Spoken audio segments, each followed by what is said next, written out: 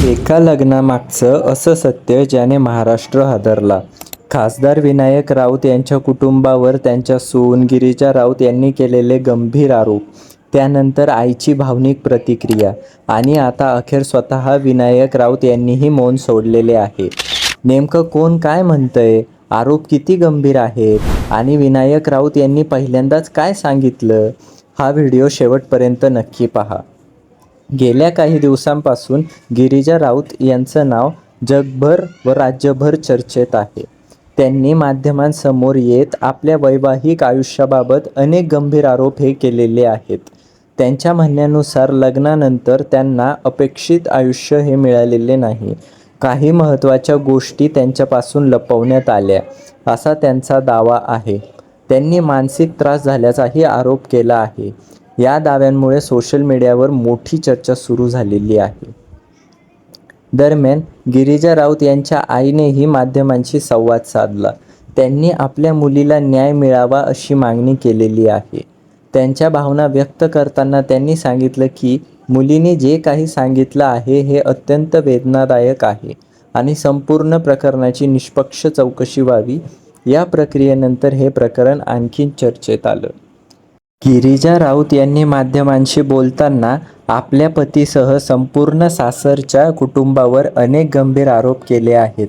त्यांच्या म्हणण्यानुसार लग्नानंतर त्यांना मानसिक आणि शारीरिक त्रास सहन करावा लागला. त्यांनी असा दावा केला की पतीने वैवाहिक नातं योग्य प्रकारे निभावले नाही आणि अनेक महत्त्वाच्या गोष्टी लग्नापूर्वी त्यांच्यापासून लपवण्यात आल्या. याशिवाय गिरिजा राऊत यांच्या आईनेही माध्यमांशी बोलताना आपल्या मुलीला न्याय मिळावा अशी मागणी केली आहे. त्यांनी सांगितले की त्यांच्या मुलीवर अन्याय झाला असून संपूर्ण प्रकरणाची निष्पक्ष चौकशी व्हावी. या सर्व आरोपांमुळे सोशल मीडियावर आणि राजकीय वर्तुळात मोठी चर्चाही सुरू झालेली आहे. या सर्व आरोपांनंतर अखेर विनायक राऊत यांनीही आपली भूमिका ही स्पष्ट केलेली आहे. त्यांनी सर्व आरोप हे फेटाळून लावत म्हणले आहे की त्यांच्या कुटुंबावर केलेले आरोप खोटे आणि निराधार आहेत. त्यांच्या म्हणण्यानुसार हे प्रकरण न्यायालयात आहे आणि सत्य न्यायालयातच समोर येईल. त्यामुळे अफवांवर हा विश्वास ठेवू नये आणि न्यायालयीन प्रक्रियेचा आदर करावा.